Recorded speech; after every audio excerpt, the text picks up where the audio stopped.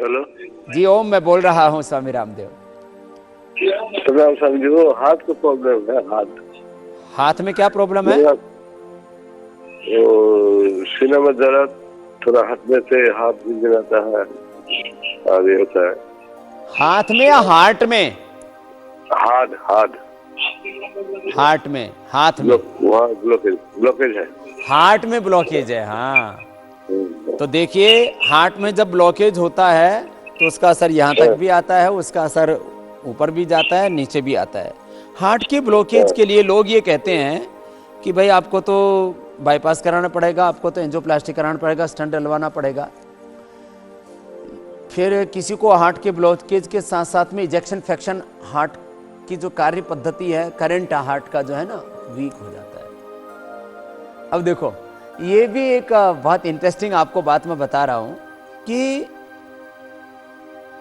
Blood का circulation body में रहना बहुत जरूरी है ठीक से।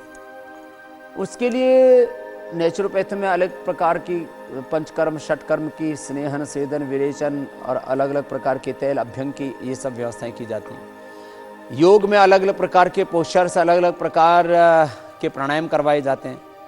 आयुर्वेद में भी केसर से लेकर के, शिलाजीत से लेकर के, च्यवनप्राश से लेकर के, अश्वगंधा से लेकर के ये सारी चीज़ें दी जाती हैं। तो इससे ब्लड का सर्कुलेशन अच्छा रहता है। तो हार्ट के लिए भी, अब हार्ट में एक तो ब्लड का सर्कुलेशन पूरा हो, जो अंदर ब्लॉकेज हो गया वो निकल जाए। एक तो लौकी का जूस पिया करें, अर्जुन की छाल और हृदयामृत 2-2 गोली ले लिया करें, और कपालभाति, अनुलोम विलोम प्राणायाम आधा आधा घंटा करना शुरू कर दें। और जब भी आपको खाना खाना है तो आप लौकी की सब्जी खाइए। आप ये प्रयोग 1 महीने कर लीजिए कि खाने में लौकी की सब्जी और सुबह शाम लौकी का सूप या जूस। जहाँ थोड़ा सा बहुत ही ठंडा वातावरण है तो वहाँ लौकी का सूप पी लें। क्या जूस में गुण तो अच्छे होते हैं लेकिन वो ठंडा होता है थोड़ा, तो जिनको अर्थराइटिस है, अस्थमा या ठंडी ज़्यादा है तो ना पिए जूस, थोड़ा सूप बना ले, उसको गर्म कर ले थोड़ा सा, और क्या है। तो लौकी से, हृदयामृत, अर्जुन की छाल से और प्राणायाम करने से हार्ट के ब्लॉकेज निकल जाते हैं 99% लोगों के। मैंने सबसे पहले रमेश शर्मा एडवोकेट को ठीक किया था, उसकी पहले बात की एंजियोग्राफी। मैं बिना प्रूफ के बात नहीं करता हूँ, क्योंकि ये बात जिम्मेदारी का काम है कि मैं किसी को बोल दूँ कि तुम्हारा हार्ट अच्छा हो जाएगा और पता लगा उसको हार्ट अटैक होकर के उसकी डेथ हो जाए तो एक जीवन का अंत हो सकता है। इसलिए मैं अपनी जिम्मेदारी समझता हूँ कि आपको कोई भी मैं बात बताऊँ उसमें गंभीरता हो, प्रामाणिकता हो, एविडेंस बेस्ड हो। जब मेडिकल साइंस में कोई भी बात बोली जाती है तो बोलते हैं एविडेंस बेस्ड मेडिसिन है, एविडेंस बेस्ड बात बोलनी चाहिए। तो मैं आपको जो बात कह रहा हूँ, ये प्रयोग मैंने हजारों लोगों पर किए हैं। श्रद्धेय पूज्य आचार्य भागचंद जी महाराज और हमारे सारे वैद्य पूरे देश भर में प्रयोग करते। हम प्राणायाम करा करके ये जो उपचार बताए इसको करा करके हमने लाखों लोगों को हार्ट के ऑपरेशन से बचाया। इसी तरह से गर्दन के, कमर के, घुटनों के ऑपरेशन से, लीवर किडनी के ऑपरेशन से हमने लोगों को बचाया।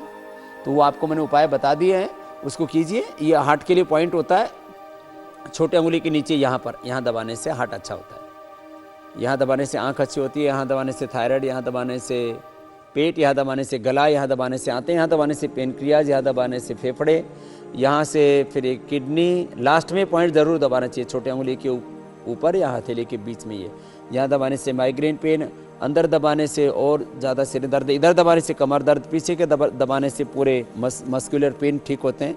ये पीछे जो पॉइंट होते हैं। और इस अंगुली के ऊपर दबाने से तो कमर दर्द एकदम ठीक हो जाता है। यहाँ से दबा दिया, इसको दोनों तरफ से, और यहाँ पहले अंगुली के पीछे से यहाँ से दबा दिया, इससे एकदम अच्छा हो जाता है। खैर, तो मैंने हार्ट के लिए आपको बता दिया, साथ में और भी एक्यूप्रेशर के भी पॉइंट हम बताते रहते हैं। इसी को मर्म चिकित्सा, नाड़ी चिकित्सा भी हम कहते हैं। तो योग, आयुर्वेद, प्राकृतिक चिकित्सा, मर्म चिकित्सा, नाड़ी चिकित्सा और एक जो स्वस्थ जीवन पद्धति है उसके बारे में हम आपको बार बार बताते रहते हैं।